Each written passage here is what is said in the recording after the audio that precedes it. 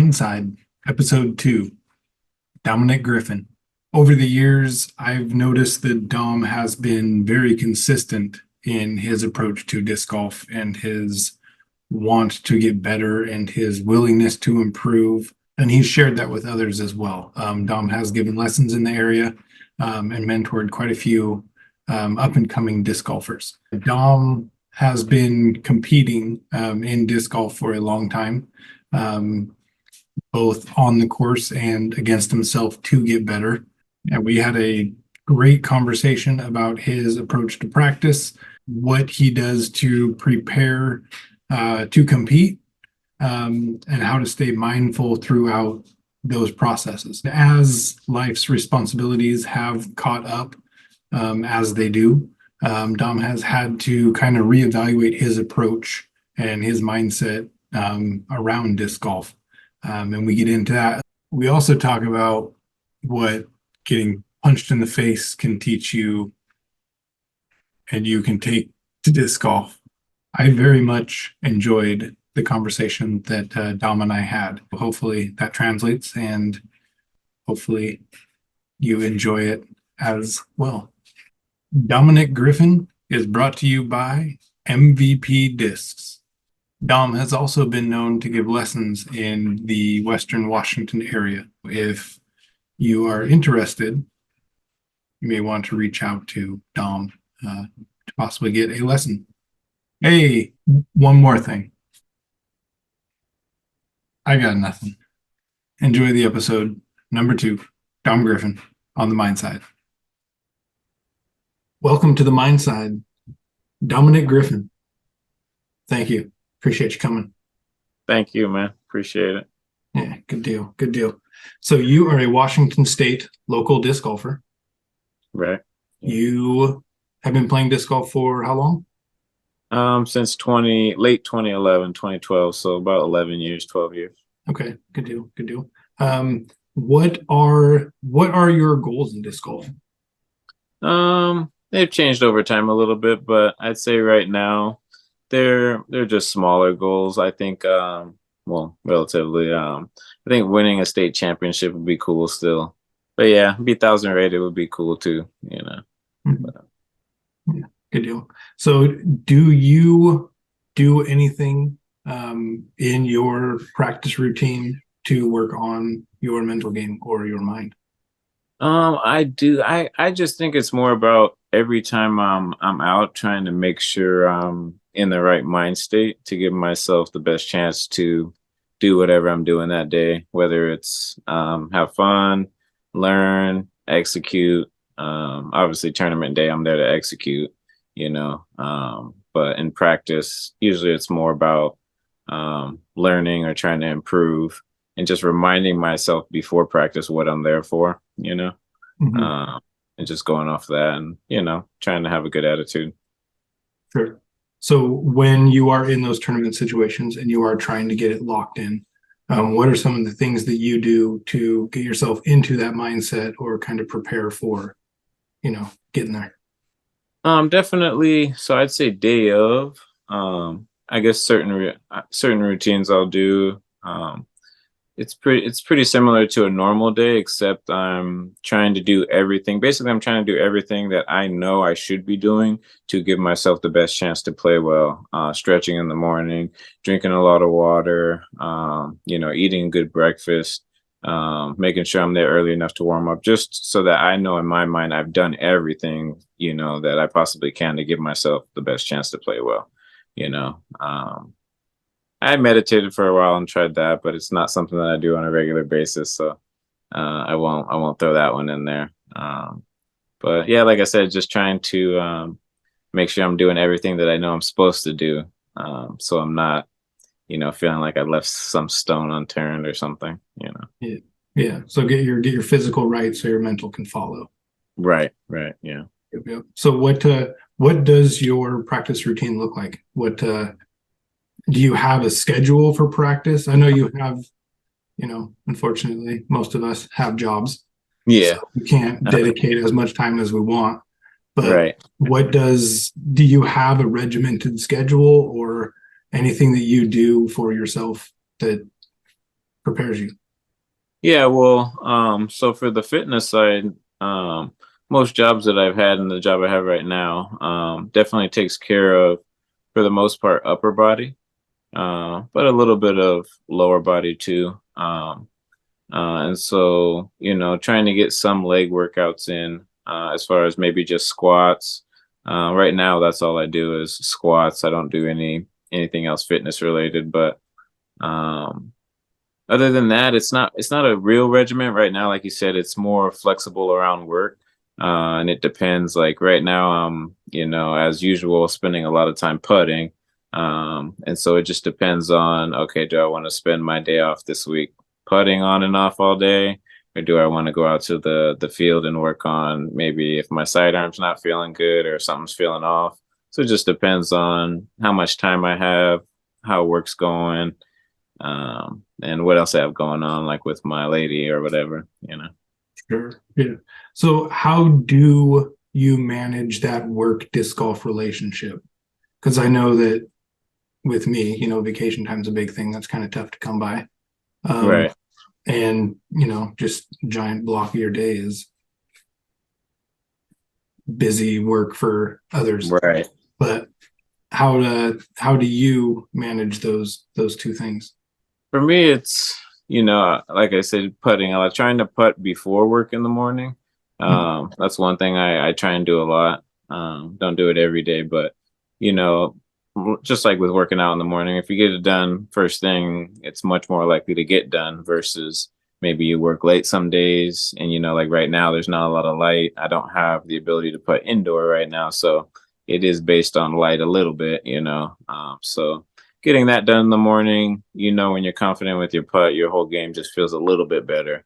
And you can kind of, hold your game together when your putt's doing well. So staying on top of that for as much as possible. Still trying to make sure I do get out, once or twice a week, try and get out once a week for field work and once a week, maybe twice a week for rounds. But doesn't always come to that. If I can get 1 and 1, it's pretty good too, and just try and putt every day. Yeah. And is that more now in the winter when the days are short? Yeah, yeah. And so, like if it's summertime and I have time after work, there are times when I will still go and try and get, an hour, sometimes 2 hour. Just depends on, how tired work is making me. Because I can go and practice, but is it going to be good practice? Yeah, definitely there is that. Yeah. So in the past, I used to, structure it more like when I would get a job, I would tell them, okay, I'm going to need weekends off all the time, blah, blah, blah, and really structure it more so around disc golf. Now it's more the opposite. Yeah, I think that's key. You gotta set them up for it. You gotta let them know. Yeah. Because Yeah. I've had to do that in my last year. It's like, I'm gonna be here for you, but Hmm. okay, be gone a few days. Right. Right. Make it a And lot so, easier if they know going into it. yeah, before they even hire you, it just helps the whole thing go a lot smoother. Yeah, for sure. Yeah, Yep. blindside them. So what keeps you going? What keeps you grinding? So that one, it has changed over time. I would say right now with where I'm at with disc golf, what keeps me going is still feeling like I can be better than I've been before. Um, just really still feel like I still just missing a little bit of where I feel like I could have hit as far as like my peak or whatever. In the beginning when I first started playing, it was, oh, I want to be the best. I want to be number one. So that was pushing me for a long time in the beginning. Um, and then it was like, oh, well, if I want to be number one, then I need to get sponsored so I can get a good deal so I can have more time to play. So, okay, so now like I was grinding for a while, just focusing on being sponsored. And that was what was keeping me going. And then once I got that, it was like, okay, now I'm, grinding, trying to get a good deal so I can, not have a job, and that was my focus for a while. And now, like I said, it's just more of feeling like I can be better than I have been, at however good I was at one point. So do you find at any point, so that's a bunch of different mindsets, right? So Hmm. you're reassessing your goals, you're going through it. Mhm. Have you found it easier to progress at any one of those mindsets, or has it kind of all been the same or similar, if that makes sense? Yeah, so my belief now is like, looking at it, and I've argued with friends or debated a little bit with a couple of friends about it. And going off what I've learned, I can't remember where I learned it, but they say that the best athletes perform well when they're most relaxed. So I feel like the way that I treat it now, I'm able to progress faster and play up to whatever potential I'm at that point, because I am much more relaxed about it as opposed to pushing for something to happen. Mhm. Yeah, and kind of jumping out of your skin a little bit. Right, right. As opposed to, trusting what you have and going with that, um, which is more so where I'm at now versus trying to push to be more than, you know what I mean? Or Yeah, do more than I was currently able to. Maybe. yeah. I find that if if you accept where you are, it Hmm. makes it easier to get where you want to be. Right, Because right. you can look at your flaws and you can see what needs to be improved, Hmm. and you know be honest with yourself in those moments where you're looking to improve. Right, But then lie to yourself when you need to positive self-talk to improve. right. And So that's where the line gets gray sometimes. mhm, Um, right, yeah, definitely, definitely. yeah. Uh, yeah. So speaking of positive self-talk, do you have Mhm. any mantras or any sayings that you will repeat to yourself in practice or in certain situations? Yeah, nothing really, really too special. Just like, I'll tell myself it doesn't matter a lot of the times because I feel like we allow ourselves to think that certain things do matter. Like, for instance, missing a putt inside the circle. Yeah, it's going to affect your score, but as far as like, letting yourself think it matters, I think that's what gets people, upset. Or, also people get upset for different reasons, like, knowing that they can execute it when they missed it, obviously. But for me, it's like reminding myself that in the larger picture, even if I was just thinking on like a career basis, like one miss or one mistake really doesn't mean very much at all in the scope of the whole entire journey, because it's like maybe 0.02%, maybe less. So when I think about it like that, it does help me, take the weight away from it, which makes it easier to execute in the moment. You know? Yeah, yeah, definitely. And yeah, if you're just getting upset, it's compounding, and you're over time, it's going to build and build and build. Right. There you are. Some people think they play better that way. They do. They do. I know a couple of people. I'm going to Yeah. have a conversation with one here coming up pretty soon. Yeah. So that'll be an interesting conversation. Yeah, and I get it. Like a friend said to me recently, he said, you know, you need you need emotion to have motivation. And I was like, I can't say that I immediately disagree. Um, but I feel like you can have motivation without some overflow of emotion, or some heightened emotion. Yeah, I would agree. There's there's motivation, there's want. Hmm. Well, is want an emotion? Can you have That's what I said. Like motivation the without line want? does, yeah, it Yeah, gets a little gray. Like what are we classifying as emotions? Like, you know, yeah, and yeah, and I think it just depends on how you use it. yeah. If you're allowing your emotions to flood your psyche and you're not in control of your conscious mind and you're allowing your subconscious to rattle you, Mm-hmm. then that's a very negative Yeah. outcome, or you're not going to have very many positive outcomes from something like Right. that. But if you're able to manage your mind and you're able to stay somewhat even keeled Hmm. in the high situations and in the low situations, then I don't know. I feel like focus is constant, right? And it's consistent. Focus isn't heightened emotion, lowered emotion, heightened emotion, lowered emotion, because then you're focusing on the movement of emotion. Right. And finding that even keel is what we're all striving for out on the disc golf course.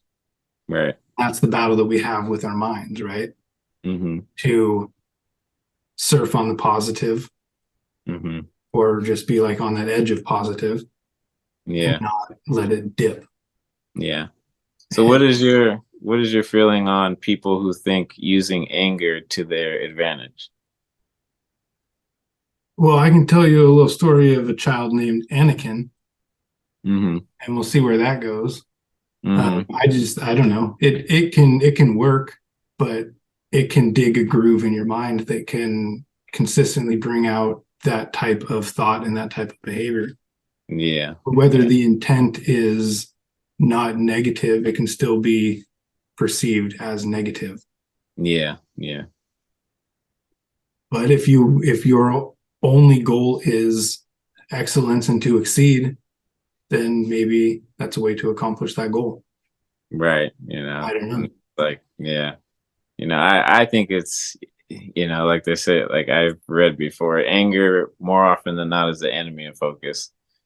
So my argument against it is like it may work sometimes, but I think you're gonna lose control at maybe not more often than not, but it is gonna happen.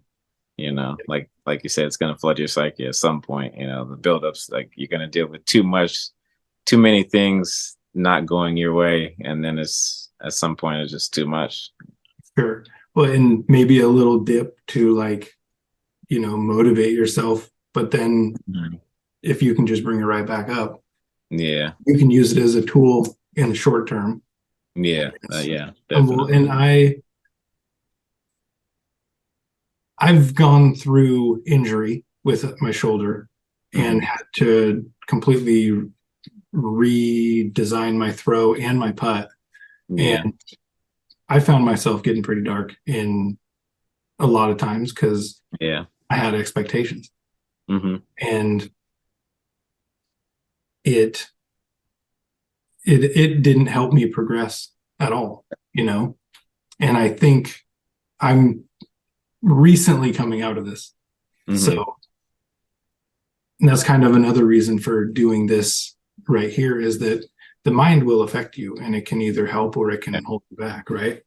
For sure. And I think, unfortunately, with me getting negative at the time that I did, I was around Broston and he needed like to see someone positive, and that mindset has kind of temporarily rubbed off. And and that can, that's not great. And that makes it harder on you with your own game. You know what I mean? That's going to bother you with him being your son, Yeah. Well, but even going to that, like your mindset can affect everybody around you, right? Anybody on your card or anybody that you're hanging out with routinely. And some players don't want to have that responsibility. They only want to care about their own game. True. And that's fair, Mm-hmm. Yeah. Well, Well, that goes to you can do that by just being to yourself. Yeah. Or you can do that by, having little outbursts and not worrying about anybody else. Yeah, for sure. Yeah. Yeah. But that's the struggle that we have with what we are as human. Yep. It's a battle with self. So how do you manage that battle with self when you're out on the course? Breathing. Yes. Definitely breathing. I know that one you hear a lot. And I try not to, of course I'm trying to, calm myself down, like I said, with breathing when things do start to heat up internally, but I just try to make sure I don't focus on the emotion. I try and, allow whatever energy there is from the emotion to like focus on the shot. Like, and I do try to make sure I can really control my self-talk, like tell myself what to do instead of telling myself what not to do, Mm. for example, um, put it in the center, not stop doing that. Why am I missing right? Just tell myself put it in the center versus, or anything else like with shots, same idea, and I feel like that helps me keep my mind in the right place because, like when you say something, your mind pictures it. So, you know, Yeah, you definitely create what you focus on. And if you're right, focusing on don't wants, you might get more don't wants. right, And that's, yeah, we don't wants. right. Yeah. So yeah, that's pretty much the main way, I guess. And like I said, breathing. Yeah. Mhm. Have you developed any superstitions? No, I mean, I think stretching, I mean, it's not really a superstition, but I Sure. do think like, I think if you stretch on a regular basis, I think as like a kid growing up, it's going to make your arms longer. Maybe not, but I do think it'll make you like a smoother player in general, just because you're more fluid, and that Mhm. can be superstition or not. But yeah, those are the closest thing to any superstition that I would have. Mm. Perfect. That works. That's, yeah, What it about makes you? sense. There's philosophy. No, not really. I don't Yeah. have, no. I get yeah, no superstitions. I talked about this with someone the other day, but are there any courses that you roll up to that just make you excited to play disc golf? You can just Um, feel like the energy of the course. Going back to my home courses, just because of, I know that's where it started for me. Mhm. Um, I play the courses out here so often that it's hard to have that feeling. Sure. Uh, but home courses, and then, I mean, kayak, I maybe because I don't go up there too often, but kayak really, I feel like every time I go up there, it puts me in a mood of really wanting to play disc golf. Yeah. Yeah, that's a good spot. Yeah. Yeah. Um, so what is the mental side of disc golf to you? Going back to what I was saying before, I think it just really all about being how good you are controlling your mind, while you're out there and on a day-to-day basis, and how those blend together, because when I first started playing, one thing I realized is I can't be this way off the course and then try and be this way on the course. Like that's not happening. So I definitely, you know I made some changes because of disc golf, which is like they say, sports help you grow as a person. You know what I mean? Especially individual sports, where you really have to deal with everything. Mhm. So yeah, like I said, just controlling in the moment, as much as possible, and keeping the emotions on a short leash, keeping the attitude in check, just at all times, so that it always feels like I'm able to learn and grow. Because they say your emotion gets in the way of being able to see reason, which is like what you need to be doing when you're figuring out what you're doing wrong. So yeah, it's upsetting that you're doing something wrong over and over, but if you allow yourself to get too upset or focus on it, you're not gonna be able to figure it out because the emotions just, you know, taking control of your whole mental space. Yeah, for sure. Feeling emotion instead of thinking of how you can improve. Yeah, Yeah. or feeling instead of feeling the shot. Yeah, exactly. So we'll go back to life changes because you used to fight. You Hmm. were training a little bit. Um, Hmm.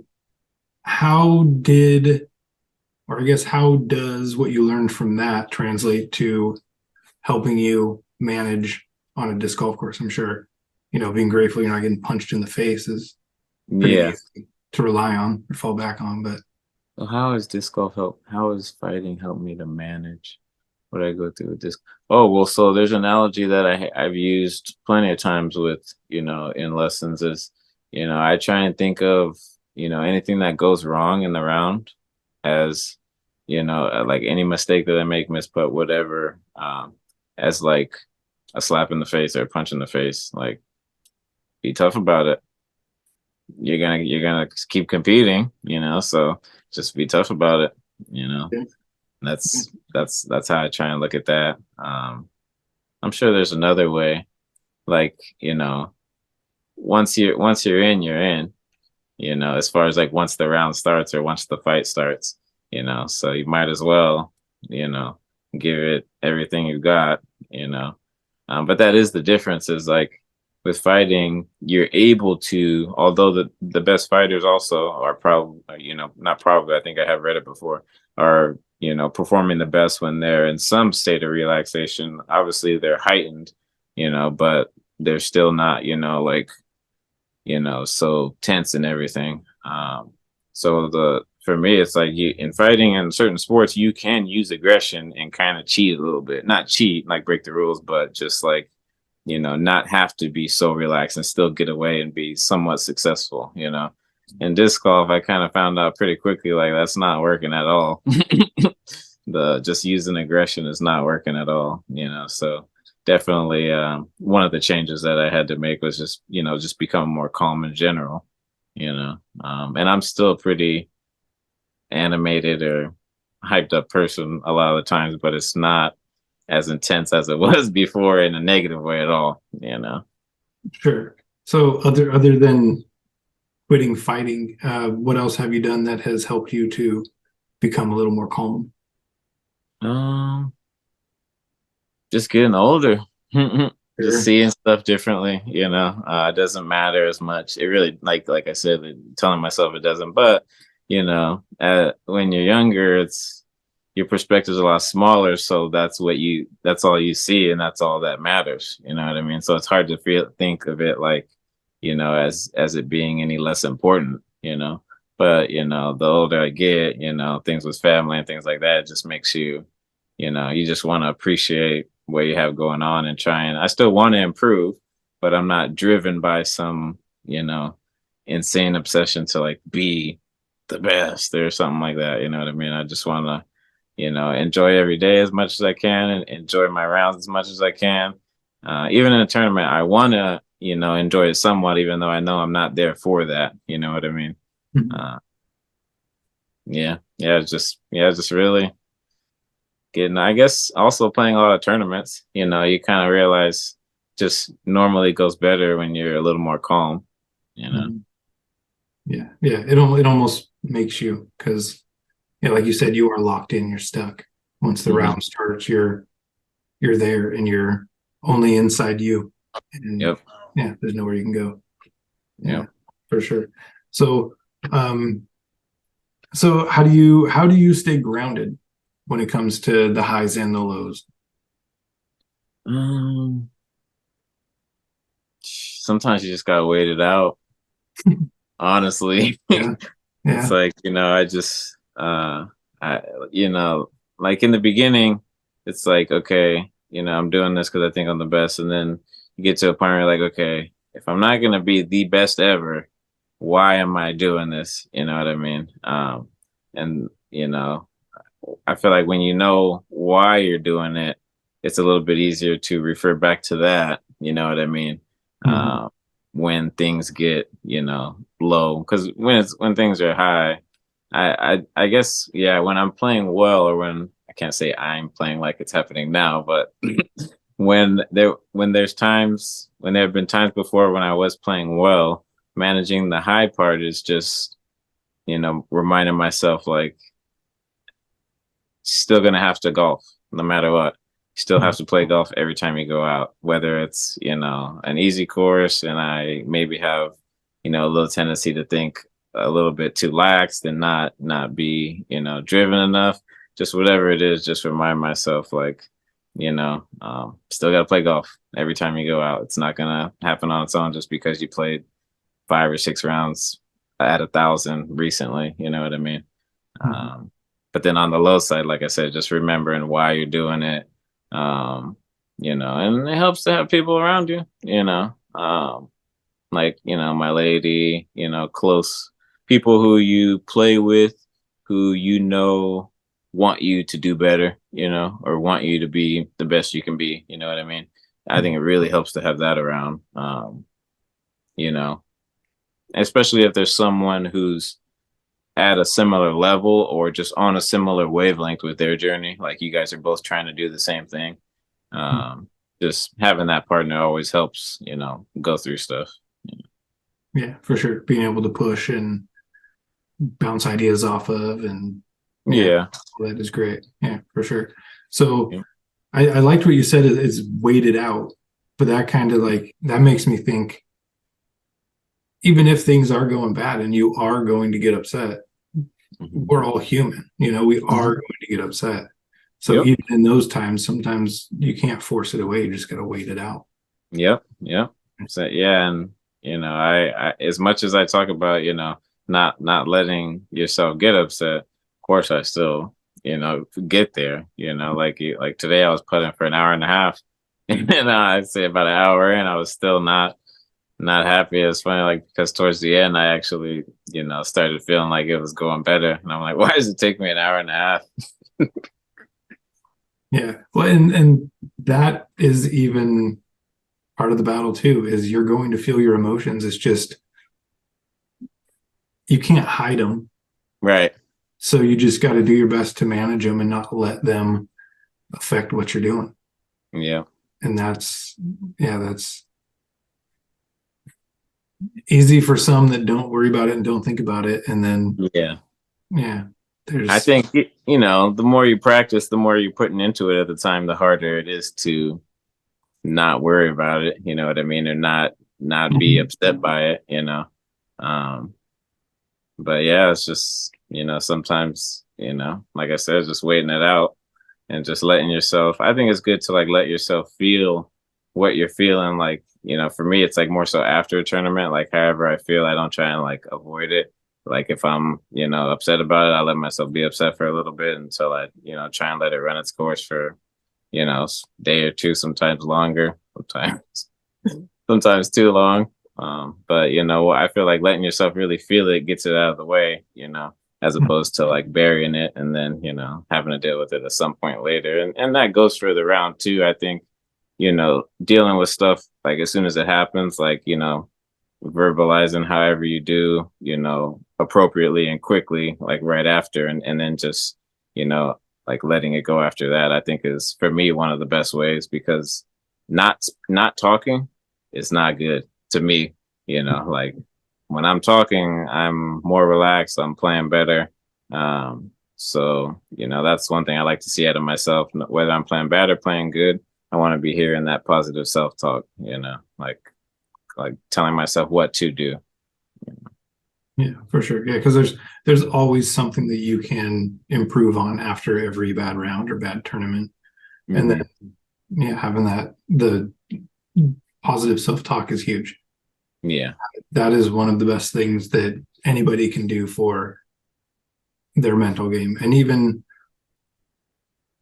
so, I guess I asked if they're sayings or mantras, but Mm-hmm. what type of positive self-talk do you really push on yourself? Um, so like when things are going good, the positive self-talk is like, just keep doing what you're doing. It's been working. Just keep doing what you're doing. When I start to feel like nerves or anything, just keep doing what you've been doing. It's been working this whole round. Or when it's going bad, it's, well, you're gonna figure it out on the next one. Figure it out on the next one. Figure it out on the next one. Come on.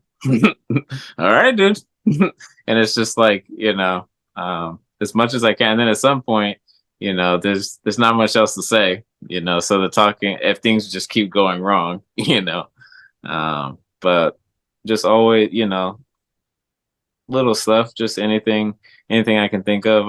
I try and maintain my humor, without making too much of a joke out of it, because I feel like that's kind of easy to do too. And then you kind of take yourself out of that extra focus mode, just become a little too jokey and start to like not see it as a serious thing as much, Yeah, a which little can too. be good a little bit, but Yeah, yeah. Well, then that's a way to manage, I guess, the want and just not taking it seriously is an easy way to just manage the negative. Because if you're bringing positive with lightheartedness, of course you're going to turn yourself around and the group around. And that's another thing. Someone hits a giant putt in your group that can inspire everybody. Yep. Right. And that's huge. Focusing on routine and target would be the last thing I would say. During tournaments, just sticking to my routine and making sure I'm picking targets, whether it's on a putt or on drives or upshots. For focus. Yeah. Just to help myself have something to focus on. For sure. Good deal. Well, we'll just Domenic Griffin. Appreciate you. Thank you, man. Appreciate it. MindSide. Hope to do it again sometime. Yeah, for sure. You take care. All right, man. You too. See you. So that was it. Episode 2, MindSide with Dom Griffin. I hope you enjoyed. Be on the lookout for episode 3 coming in a week. It will feature Ty Love. Thank you for listening. The MindSide.